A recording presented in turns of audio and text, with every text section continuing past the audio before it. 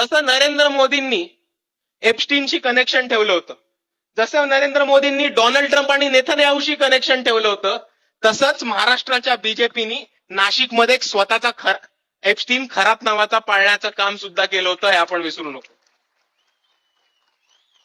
आता मी खरात आणि एप्स्टीन यांना सामान्य पातळीवरती नाही मानणार, कारण एप्स्टीन हा छोट्या मुलींचा, ज्यांना काही कळत नव्हतं, त्यांचा गैरफायदा घेऊन त्यांच्यावरती शोषण करत होता. आणि खरात हा धर्माच्या नावावरती लोकांना फसवत होता. म्हणून मी या दोघांमध्ये साम्य नाही जोडणार. पण एक गोष्ट आपण सर्वांनी समजून घेतली पाहिजे की अमेरिकेने आणि नरेंद्र मोदींनी तिकडे त्या एप्स्टीनला वाचवण्याचं काम केलं आणि महाराष्ट्रामधल्या भाजपनी खरातांना वाचवण्याचं काम केलंय, हे आपण सर्वांनी विसरू नये. आपण सर्वांनी बघितलं असेल खरातांचे कोणाबरोबर फोटो व्हायरल झाले. कोणत्या पक्षाची लोक आहेत ते बोटावरती निळी टेप लावून जातात कारण बोट कापून किंवा रक्त कापून गोंदूबाबाच्या आश्रमामध्ये वाहून आलेत.